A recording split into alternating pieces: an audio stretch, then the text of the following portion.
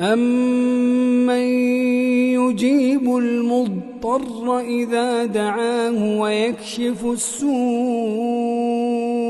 وَيَجْعَلُكُمْ خُلَفَاءَ الْأَرْضِ أَإِلَٰهٌ مَّعَ اللَّهِ